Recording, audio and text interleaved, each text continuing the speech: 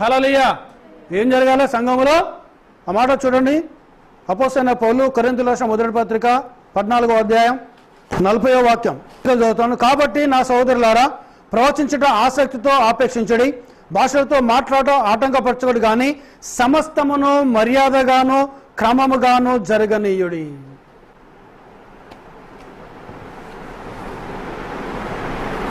సంఘంలో ఎలా జరగాలి? సమస్తము మర్యాదగా జరగాలి, క్రమముగా జరగాలి. కానీ వీళ్ళు ఏం చేస్తున్నారు? అక్రమం, క్రమం తప్పారు వారు. ఏంటిది ఈరోజు నీకు క్రమం? ఏంటిది? దేవుని యొక్క వాక్యమే మనకు క్రమమైనది, దేవుని యొక్క సిద్ధాంతమే మనకు క్రమమైనది. మనకు ఏ సిద్ధాంతాలు లేవు, మనకు ఏ డాక్టరీన్స్ లేవు. మనకు దేవుని వాక్యమే మన సిద్ధాంతం, దేవుని వాక్యమే మన డాక్టరీన్ అనేది. వాక్యం మించిన సిద్ధాంతం లేదు. వాక్యానుసారంగా జీవించును, వాక్యానికి లోబడి జీవించును. రే సోదరి సోదరుడా, దేవుని నిన్ను దీవిస్తాడు ఆయన, దేవుని నుంచి సాక్ష్యం చెప్తాడు ఆయన, దేవుని నుంచి మాట్లాడతాడు ఆయన, దేవుని పక్షాన్ని నిలబడతాడు ఆయన. దేవునికి మహిమ. హల్లెలూయా. చూడండి వీళ్ళు ఏం చేస్తున్నాడు? అక్రమం చేస్తాడు. ఏంటిది అక్రమము? ఏంటండి అక్రమం? ఏంటి? వార్త 23 వాక్యం చూడండి ఒకసారి. మత్తయి సువార్త 23 చదవండి.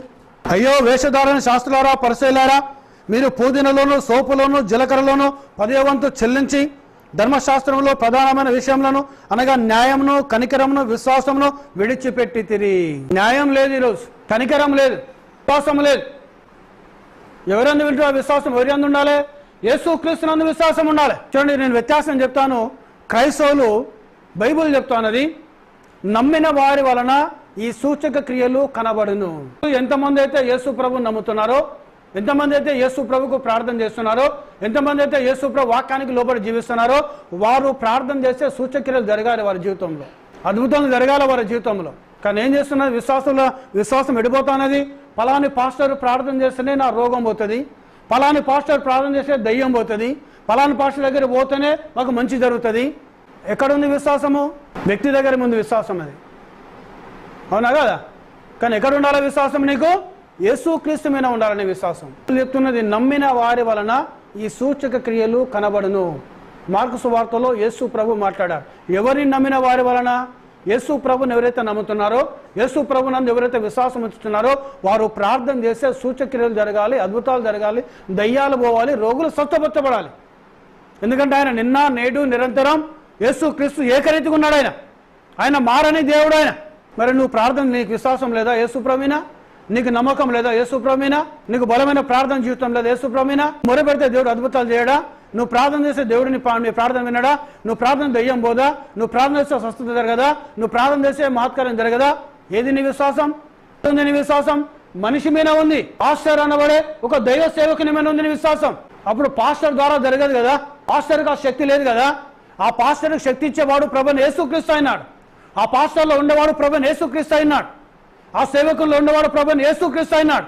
ఆ యేసే నీలో ఉంటే, ఆ యేసే నీ జీవితంలో ఉంటే, ఆ యేసే నీ హృదయంలో ఉంటే, ఆ యేసే నీ మనసులో ఉంటే, ఆ యేసునందే నీ విశ్వాసం ఉంటే, ఆ యేసునందే నీ నమ్మకం ఉంటే, ఆ యేసు మీద నువ్వు ఆధారపడితే, ఆ యేసుకు నువ్వు మొరపెడితే, ఆ యేసును కలిగి నువ్వు జీవిస్తే, నువ్వు ఎక్కడ ఉన్నా నీ ప్రార్థన యేసయ్య వింటాడో. నువ్వు ప్రార్థన చేస్తే అద్భుతం జరుగుతుంది, నువ్వు ప్రార్థన చేస్తే దయ్యం పారిపోతుంది, నువ్వు ప్రార్థన చేస్తే సూచకలు జరుగుతాయి, నువ్వు ప్రార్థన చేస్తే స్వస్థతలు జరుగుతాయి. ఆయన మాట తప్పని దేవుడు అయినాడు యేసు ప్రభు. ఆయన దేవునికి మహిమ. హల్లెలూయా, హల్లెలూయా. జరగాయండి? చేయలేడు ఆయన. ఆయనకు ఆ శక్తి లేదా యేసయ్యకు? ఆ బలం లేదా యేసయ్యకు? నా నామములో మీరు ఏమి అడిగినా నేను అది చేస్తానన్నాడు ఆయన. నీకు మహిమ. హల్లెలూయా, హల్లెలూయా. దేవుని నామానికి ఘనత కలుగును గాక. ఈ కాలంలో వచ్చిన ప్రవక్త ఆయన జీవితంలో చేయలేదా? మీరు మన జీవితంలో జరగటం లేదా? నీకు మహిమ. హల్లెలూయా. కానీ విశ్వాసం ఎవరి మీద ఉండాలి? యేసు ప్రభు మీద ఉండాలి. ఇంకేంటిది? న్యాయం ఉండాలి, లోపడాలి, కనికరము కలిగి ఉండాలి, మనం దయా హృదయం ఉండాలి మనలో, ప్రేమించే మనసు ఉండాలి మనలో, ఆపదలు ఆదుకునే మనసు ఉండాలి మనలో. క్రైస్తవులు దీన్ని వదిలేసి ఏం చేస్తున్నట్టు వాళ్ళు ప్రధానమైన వాటిని వదిలేశారు. సంభాగములు, కానుకలు, ప్రతిష్టార్పణలు గుంజుకోవడం ప్రజల దగ్గరికి వెళ్ళి. మంచిదే అది. అవి ఏదనలే దేవుడు ఆయన. అవి మానక వీటిని చేయవలసి ఉన్నది అన్నాడు ఆయన. అంటే అవి మానద్దు, వాటితో పాటు వీటిని కూడా ప్రధానమైనది యేసునందు విశ్వాసం ఉంచాలి, ప్రధానమైనది యేసునందు యేసు ప్రభువుని బట్టి మనం ఇతరులను ప్రేమించాలి, ఆపదలు ఉన్న వాళ్ళని ఆదుకోవాలి మనం. దేవునికి మహిమ, హల్లెలూయా. అవి చేయమన్నాడు యేసయ్య. కానీ ఈరోజు దాదాపు 80% క్రైస్తవుల జీవితంలో ఇవి లేవు. ఏం చేశాడని, అక్రమం చేయవాళ్ళారా మీరు నా యొద్ద నుండి తొలగిపోండి. ఇప్పుడు ఆయనే మీరెవరో నాకు తెలియదు అని అంటే వాళ్ళ జీవితం ఎక్కడ ఉంటుందండి? ఎక్కడికి వెళ్తారు వాళ్ళు? ఇక నెక్స్ట్ వెళితే పరలోక రాజ్యం అయినా వెళ్ళాలి, లేదా నరకం కన్నా వెళ్ళాలను. మరి పరలోక రాజ్యానికి పంపించే వ్యక్తి ఏమంటున్నాడు అక్కడ పోయి, ప్రభువా నీ నామలో దయ్యాలను కొట్టినాం నాయన, నీ నామలో అద్భుతాలు చేసాం ప్రభా, నీ నామలో ప్రవచించాం ప్రభా, నీ నామలో సూచక్రియలు చేశాం ప్రభా అని చెప్తున్నారు ప్రభు దగ్గర పోయి. మరి ప్రభుకు తెలియదా? నామలో దయ్యాలు వెళ్ళిపోయింది, ఆయన నామలో అద్భుతాలు జరుగుతాయి, ఆయన నామలో మహత్కారాలు జరుగుతాయి. మనం ప్రత్యేకంగా పోయి ఎందుకు చెప్పాలి యేసయ్యకు? కదా అవసరమా కదా? అంటే మనం రికమెండ్ చేసుకోవాలా యేసయ్య దగ్గర? మనల్ని మనం ప్రజెంట్ చేసుకోవాలా? మనం ఎవరో యేసు ప్రభు తెలియదా? మన బ్రతికేందో యేసయ్యకు తెలియదా? మన జీవితం ఉందో యేసయ్యకు తెలియదా? మన జీవన శైలి ఏందో యేసయ్యకు తెలియదా? మన పుట్టుక మన పుట్టుక కానుండి మరణించిన తర్వాత మన ఆత్మ ఎక్కడికి పోతుందో కూడా యేసయ్యకు తెలుసు. ఆయనకు తెలియంది ఏమీ లేదు, ఆయనకు మరుగైనది ఏమీ లేదు, ఆయనకు సమస్తము తెలుసు ఆయనకు. కానీ ఏం తప్పారు వారు? క్రమమును తప్పారు. క్రమమని దేవుడు ఒక్కడు, యేసుక్రీస్తు నామములో బాప్తము, ఈ కాలానికి ప్రవక్త, వర్తమానం. దేవుడు ఒక్కడండి, కానీ మళ్ళీ త్రియేక దేవుడు. ఎట్లయితాడండి ఆయన? ఒక్కడు. నేను ఒక్కరిని ముగ్గురు ఉండగలనా? నేను ఒక్కరిని 3 శరీరాలు ఉండగలనా? నేను 3 దేహాలు కలిగి ఉండగలనా? నేను ఒక్కరిని. నేను త్రిత్వంలో ఏకత్వం ఎట్లయితుంది? ట్రినిటీ ఎలా అవుతుందండి? ఆది కాండకెళ్ళి ప్రకటన గ్రంథం వరకు నేను 7 సార్లు చదివాను బైబిల్. నేను ఎక్కడ కూడా త్రియేక దేవుడు, త్రిత్వంలో ఏకత్వం అన్న పదమే లేదు బైబిల్లో. ఒక్కడే దేవుడు, దేవుడు ఒక్కడే, దేవుడు ఒక్కడే, దేవుడు ఒక్కడే, దేవుడు ఒక్కడే, దేవుడు ఒక్కడే అని తప్ప ఎక్కడ కూడా త్రియేక దేవుడు అన్న పదం లేదు. త్రిత్వంలో ఏకత్వం అన్న పదము బైబిల్లో ఎక్కడా లేదండి. దేవునికి స్తోత్రం, హల్లెలూయా. సో వీళ్ళు ఏం చేస్తారంటే జ్ఞానంతో ఏమంటారు వాళ్ళు? ఆది కాలంలో మొదట 26వ వాక్యం తీసుకుంటారు, మన పోలిక చొప్పున మన స్వరూపమందు నరుణ్ణి చేద్దామన్నాడు ఆయన. కానీ 27వ వాక్యం మర్చిపోతారు వాళ్ళు. 26వ వాక్యంలో మన పోలిక అన్నాడు ఆయన, కానీ 27వ వాక్యంలో దాని కింద ఏమంటున్నాడు? దేవుడు తన పోలిక చొప్పున తన స్వరూపమందు నరుణ్ణి సృజించెను. ఆయన ఎప్పుడు కూడా ఆయన రాజులకు రాజు అయిన, ప్రభులకు ప్రభు అయిన. రాజులు ఎప్పుడు కూడా వారి భాష ఏకవచనంగా మాట్లాడారు, వారు బహువచనంగా మాట్లాడతారు. చాలా గౌరవంగా, చాలా మర్యాదగా ఉంటుంది రాజుల భాష. మనము అంటారు, మనము వెళుదామంటారు, మేము ఎద్దుకు వస్తున్నాము అని అంటారు వారు. నేను వస్తున్నాను, నేను వెళుతాను అని ఏకవచనం అని రాజులు వాడరు. కూడా అక్కడ ఆదికాండంలో కూర్చొని ఎక్కడైనా ఆయన దేవుని తన దూతలతో మాట్లాడుతున్నాడు, మన పోలిక చొప్పున మన స్వరూపం అందు. అక్కడ తండ్రి, వీళ్ళు ఏమంటారు? అక్కడ తండ్రి ఉన్నాడు, కొడుకున్నాడు, పరిశుద్ధాత్మ ఉన్నాడు. మరి తండ్రికో శరీరం ఉంటే, కొడుకుకో శరీరం ఉంటే, పరిశుద్ధాత్మకి ఏ శరీరం పెడతారు వీళ్ళు? పరలోకంలో 3 సింహాసనాలు ఉండాలి కదా. పౌలు అంటున్నాడు, పరలోకంలో ప్రతి మోకాలు యేసునామములో వంగాలి, పరలోకంలో ప్రతి నాలుక యేసును ప్రభు అని అంగీకరించాలి. మరి పరలోకంలో తండ్రి అనే దేవుడు ఉంటే ఈయన కుమారుడు యేసు ప్రభు. మరి తండ్రి కుమారునికి మోకరిల్లుతాడా? అది న్యాయమేనా? అది ధర్మమేనా? అది తండ్రి పెద్దవాడా, కుమారుడు పెద్దవాడా? తండ్రి పెద్దవాడు. తండ్రి ఆశీర్వాదాలు రావాలి. యాకోబు ఇస్సాకును దీవించాడా? ఇస్సాకు యాకోబును దీవించాడా? ఇస్సాకు యాకోబును దీవించాడు. ఎందుకంటే ఇస్సాకు యాకోబు యొక్క తండ్రి కాబట్టి. అబ్రాహాము తన కుమారుని ఇస్సాకును దీవించాడు. దేవునికి స్తోత్రం, హల్లెలూయా. అబ్రాహాము ఇస్సాకుకు తండ్రి కాబట్టి ఇస్సాకు తన కుమారుడైన యాకోబును దీవించాడు. దేవునికి మహిమ, హల్లెలూయా. తండ్రే తన కుమారుని దీవిస్తాడు. ఆయన తండ్రి ముందే మోకరిల్తాడు కుమారుడైన. దేవునికి మహిమ కలుగును గాక. మరి ఇక్కడ పరలోకంలో ప్రతి మోకాలు యేసు నామములో వంగాలంటే ఇక్కడ యేసు అనే వ్యక్తి కుమారుడైతే, మరి పరలోకంలో యెహోవా ఉంటే ఆ యెహోవా దేవుడు ఈ కుమారునికి మోకరిల్తాడు. ఆయన అది ఎలా సాధ్యమవుతుంది? అది పరలోకంలో యేసు ప్రభు కంటే గొప్పోడు లేడు అక్కడ. ఆయనే దేవుడు. ఆయన కోసం పౌలు చెప్తున్న రోమపత్రిక 9వ అధ్యాయం 5వ వాక్యంలో ఆయన సర్వాధికారైన దేవుడై ఉండి నిరంతరము ఆయన స్తోత్రార్హుడై ఉన్నాడు అంటున్నాడు. ఆయన దేవునికి మహిమ, హల్లెలూయా. ఆయన ఎవరటైనా సర్వాధికారైన దేవుడు. ప్రతి మోకాలు యేసు నామములో వంగాలి, ప్రతి నాలుక యేసును ప్రభువు అని అంగీకరించాలి. ఎక్కడ? పరలోకంలోనూ, భూమి మీదను, భూమి కిందను. అంటే యేసు కంటే గొప్పవాడు ఎవడున్నాడు? ప్రభుడు ఏమంటున్నాడు? ప్రవక్త కంటే నేను గొప్పవాని నేను అంటున్నాడు ఆయన. దేవునికి మహిమ, హల్లెలూయా, హల్లెలూయా. అక్కడ పరలోకములో యేసు కంటే గొప్పవాడు ఎవరు లేడు. ప్రభువైన యేసుక్రీస్తు కంటే గొప్పవాడు ఎవరు లేరు. అక్కడ భూమి మీద కూడా ప్రభువైన యేసుక్రీస్తు కంటే గొప్పవాడు ఎవరు లేరు. భూమి కింద కూడా ప్రభువైన యేసుక్రీస్తు కంటే గొప్పవాడు ఎవరు లేరు. సో అంత గొప్ప దేవుణ్ణి ఈ లోకానికి చూపించడానికి బాప్తిజం ఇచ్చే యోహాను ఈ లోకానికి వచ్చాడు. ఆయన ఏలియా ఆత్మ, ఏలియా శక్తి కలిగి. 14వ లేఖనం చూడండి.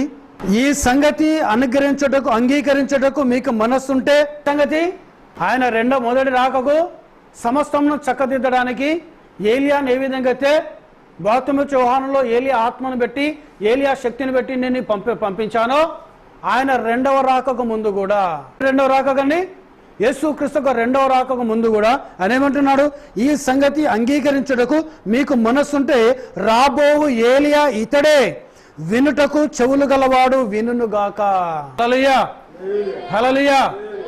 చూడండి, ఆయన మొదట ఏం చెప్తున్నాడని ఇవన్నీ చెప్పుకుంటూ, ఇదిగో నేను నా దూతను నీకు ముందుగా పంపుచున్నాను, అతడు నీ ముందర నీ మార్గమును సిద్ధపరచును అని ఎవరి గురించి అయితే యెషయా ప్రవచించాడో అతడే ఈ బాప్తిజమిచ్చు యోహాన్.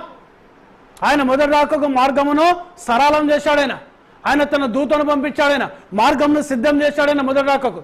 ఆ వచ్చిన దూత ఎవరనగా బాప్తిజమిచ్చు యోహాను. అందుకే బైబిల్ చెప్తుంది, ఇదిగో ఒక మనుషుడును, అతడు దేవుని దగ్గర పంపబడిన వాడు, ఆయన పేరు బాప్తిజమిచ్చు యోహాన్.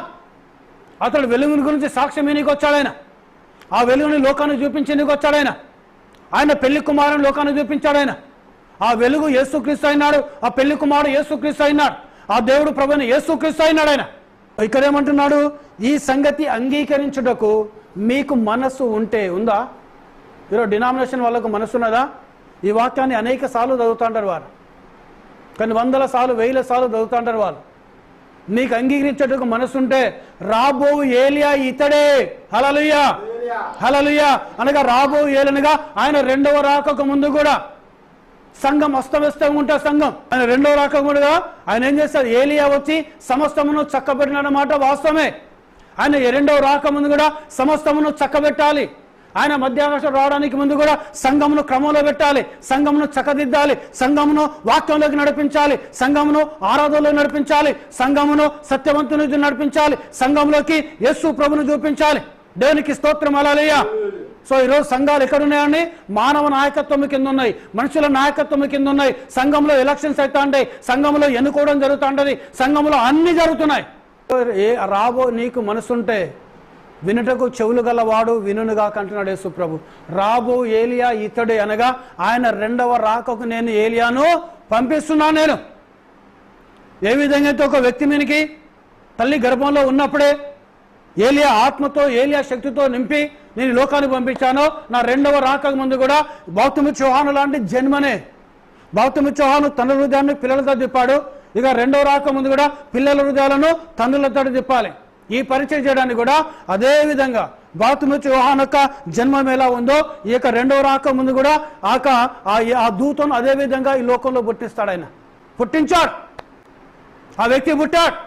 బాప్తిజమిచ్చు యోహాను అరణ్యంలో ఎలా ఉన్నాడో, ఈ పుట్టిన వ్యక్తి కూడా అరణ్యంలో జీవించడం ప్రారంభించాడు. ఆయన అరణ్యాన్ని బాగా ప్రేమించడం ప్రారంభించాడు. ఆయన ఎక్కువగా దేవునిలో గడపడం ప్రారంభించాడు. ఆయన ఎక్కువగా దేవునితో జీవించడం ప్రారంభించాడు.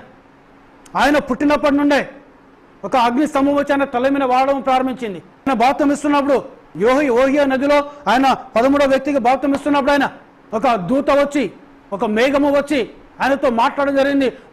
యేసు క్రీస్తు మొదటి రాక ముందు బాప్తిజమిచ్చు యోహానును ఏ విధంగా అయితే పంపానో, ఆయన రెండవ రాక ముందు కూడా నీ వర్తమానం ఆ విధంగా బయలు వెళుతుంది అన్నాడు. ఆయన దేవునికి స్తోత్రం, హల్లెలూయా, హల్లెలూయా. 1909వ సంవత్సరంలో ఆయన పుట్టాడాయన, అమెరికా దేశంలో పుట్టాడాయన. ఆయన పుట్టినప్పుడు ఆయన ఒక చాలా పేద కుటుంబంలో పుట్టాడాయన, భయంకరమైన కుటుంబంలో పుట్టాడాయన. తెల్లవారుజామున ఆయన జన్మించాడాయన. ఆయన జన్మించిన వెంటనే అగ్నిస్తంభం వచ్చి ఆ పసిపిల్లవాడిని తల మీద తిరగడము ప్రారంభించింది. కడుపులో ఉన్నప్పుడు ఆమె జన్మించడానికి మంత్రస్థాన్ని తను పనిచేసిన ఆమె చూసింది. ఆయనను కన్నా తల్లి కూడా ఇద్దరు సాక్ష్యం దానికి. ఆయన 3 సంవత్సరాల వయసులో ఉన్నప్పుడు ఆయన ఒక స్వరం ఆయనతో మాట్లాడడం ప్రారంభించింది. నువ్వు మద్యమైనను, సిగరెట్ అయినను, ధూమపానమైన చేయదు, నువ్వు పెరిగిన తర్వాత నీతో నేను ఒక పని చేయించుకోబోతున్నాను. నేను ఆ స్వరం విన్నప్పుడే ఈయన పరిగెత్తుకుంటూ వెళ్ళి వాళ్ళ అమ్మ దగ్గరికి వెళ్ళి, అమ్మ ఒక పిట్ట అరిచింది నాతో, ఒక పిట్ట నాతో మాట్లాడింది నాతో, నేను ఆ పిట్ట స్వరం విన్నట్టే నేను భయపడ్డాను అన్నాడు ఆయన. అలా అనేక సార్లు ఆయన హెచ్చరించడం ప్రారంభించింది. చూడండి, తల్లి గర్భన పడిన మొదలుకనే పరిశుద్ధాత్మతో నింపబడిన వ్యక్తి బాప్తిస్మం యోహాను. ఈ కాలానికి వచ్చిన ప్రవక్త కూడా తల్లి గర్భన పడిన నుండే పరిశుద్ధాత్మతో నింపబడిన వ్యక్తి. ఆయన తల మీద పుట్టిన వెంటనే అగ్ని స్తంభం వచ్చి ఆయన తల మీద వాలడము ప్రారంభించింది. దేవునికి స్తోత్రం. హల్లెలూయా, హల్లెలూయా. దేవునికి మహిమ కలుగును గాక. ఆయన అమెరికా దేశంలో పుట్టాడు. ఆయన పరిశుద్ధమైన జీవితం. తన బ్రతుకులో ఎన్నడూ సిగరెట్ తాగలేదు ఆయన. తన బ్రతుకులు ఎన్నడూ మద్యము తాగలేదు ఆయన. కానీ వాళ్ళ నాన్న చాలా తాగుబోతు. వాళ్ళ నాన్న సారాయి కాచి సారాయి నమ్మేవాడు. ఆయన సిగరెట్ తాగలేదు, మద్యం తాగలేదు. పుట్టిన కానుండి ఆయన తాగనీకి పోతే దేవుని యొక్క ఆత్మ హెచ్చరించడం ప్రారంభించింది. ఆయన నువ్వు పెరిగి పెద్దవానివైన తర్వాత నీతో దేవుని పని ఉన్నది. నీతో దేవుడు ఆయనను ప్రత్యేకపరచుకోవడం ప్రారంభించాడు. ఆయన ఎలాంటి పాపం ఆయనను తాకనివ్వలేదు దేవుడు. ఎలాంటి శరీరాన్ని మైలపరిచే వస్తువులను తాకనివ్వలేదు దేవుడు ఆయనను. అందుకే ఏమంటున్నాడు, మీకు మనసుంటే ఈ సంగతులు అంగీకరించడానికి మనసుంటే రాబో ఏలియా ఇతడే. బాప్తిస్మం యోహానే మళ్ళీ పుడతాడని చెప్పలేదు ఆయన. ఆయన పుట్టిన క్రమంలోనే మరొక వ్యక్తి నేను పుట్టిస్తాను. నేను పుట్టించిన రెండవ రాకకు ముందు ఆయన ద్వారా పెళ్లి కుమార్తెని లోకానికి నేను చూపిస్తాను నేను. సో చాలామంది అంటారు ఆయన పేరు బైబిల్లో లేదు కదా, అందరి ప్రవక్తల పేర్లు ఉన్నాయి, అపోస్తల పేర్లు ఉన్నాయి, మరి ఈయన పేరు బైబిల్లో లేదు కదా. బైబిల్ రాసి 2000 సంవత్సరాల క్రితం అవుతుందండి. యేసుప్రభు పుట్ట ముందు యేసుప్రభు పేరు ధర్మశాస్త్రంలో ఉందా? కారణకెళ్ళి మలాకి గ్రంథంలో ఉన్నదా ఆయన పేరు? ఎక్కడైనా బాప్తిస్మం యోహాను ఒక పేరు ఉన్నదా ఎక్కడైనా? లేదు కదా. ఉన్నదా అండి బైబిల్లో? లేదు. ఎప్పుడు పేరు పెట్టబడుతుంది? మనిషి పుట్టిన తర్వాత పేరు పెట్టబడుతుంది, మనిషి జన్మించిన తర్వాత పేరు పెట్టబడుతుంది. కానీ బాప్తిస్మం యోహాను యొక్క క్రియలు యెషయా రాశాడు. ఏం క్రియలు చేస్తాడో రాశాడు. బాప్తిస్మం యోహాను గురించి మలాకి ప్రవచించాడు. యేసు ప్రభు గురించి ధర్మశాస్త్రము సమస్తమైన ప్రవక్తలు ప్రవచించారు. ఆయన ఏ క్రియలు చేస్తాడు ఆయన. సో ఈ కాలానికి వచ్చే ప్రవక్త కూడా, లవోదిక సంఘకాలానికి వచ్చిన ప్రవక్త కూడా ఆయన ఏ క్రియలు చేస్తాడు, ఆయన ఏ వాక్యం బోధిస్తాడు, ఆయన ఏ సత్యాన్ని బోధిస్తాడని బైబిల్లో రాయబడి ఉన్నది. దేవునికి స్తోత్రం. హల్లెలూయా. దేవునికి మహిమ కలుగును గాక. ఆయన గురించి బైబిల్లో రాయబడి ఉన్నది. పిల్లల హృదయాలను తనుల వైపు తిప్పే పరిచర్య ఆయన. మొదటి పరిచర్య తనుల హృదయాలను పిల్లల తిప్పే పరిచర్య బాప్తిస్మం యోహానుది.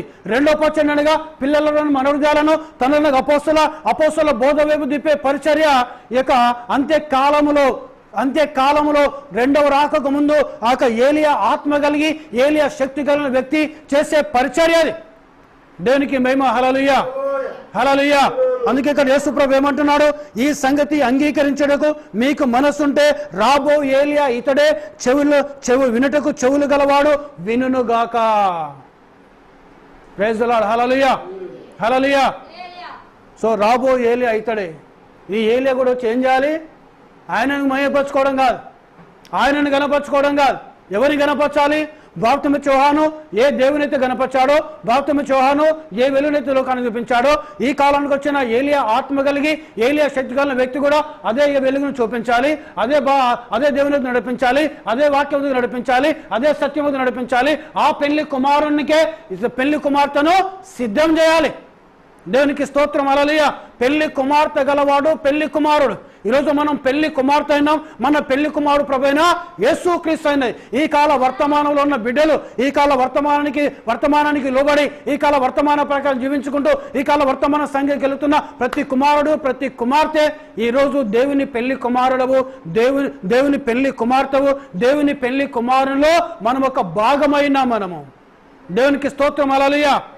ఈరోజు ఆ పెళ్లి కుమార్తె మనమైనా మనం. ఈ పెళ్లి కుమార్తె ఏం నమ్ముతుంది? దేవుడు ఒక్కడే నమ్ముతుంది, యేసుక్రీస్తునాలో బాప్తిస్మం నమ్ముతుంది. ఈ కాలానికి ఏలియా వర్తమానమని నమ్మడము ప్రారంభిస్తుంది. దేవునికి స్తోత్రం. హల్లెలూయా, హల్లెలూయా. ఈరోజు మనము దేవుడు ఒక్కడే నమ్ముతున్నాం, మనం యేసుక్రీస్తునాలో బాప్తిస్మం చేసుకున్నాం. ఈ కాల వర్తమానము చేత మనము ఆ పెళ్లి కుమారుడు మధ్యాకాశం రాబోతున్న ఆ పెళ్లి కుమారుణ్ణి ఎదుర్కోవడానికి మనము సిద్ధపడుతున్నాం. ఎవరు మనం సిద్ధం చేస్తున్నారు? ఈ కాల వర్తమానికుని ద్వారా వచ్చిన వాక్యము మనల్ని ఆ పెళ్లి కుమారుని కలుసుకోవడానికి సిద్ధం చేస్తున్నది. ఈ కాలానికి వచ్చిన ఆ వాక్యం చెప్పిన ఆ ప్రవక్త ఎవరో కాదు, విలియం మారియన్ బ్రెహ్నాం గారు. దేవునికి స్తోత్రం. హల్లెలూయా, హల్లెలూయా. సో ఆయన ఏలియా ఆత్మ కలిగిన వ్యక్తి, ఏలియా శక్తి కలిగిన వ్యక్తి. ఆయన పెళ్లి కుమారుడైన యేసుక్రీస్తును చూపించాడు. దేవుడు ఒకడని బోధించాడు. అపోస్తల కార్యంలో ఏ వాక్యం అయితే ఉందో ఆ అపోస్తలుల 2వ అధ్యాయం 38వ వాక్యంలో ఏ వాక్యం ఉందో ఆ వాక్యాన్ని బోధించాడు. ఆయన దేవుని యొక్క మర్మమును బయలుపరిచాడు. ఆయన పుట్టినప్పుడే అగ్నిస్తంభం దిగి వచ్చింది. ఆయన మరణించేంత వరకు కూడా అదే అగ్నిస్తంభం ఆయన వెంబడించడం ప్రారంభించింది.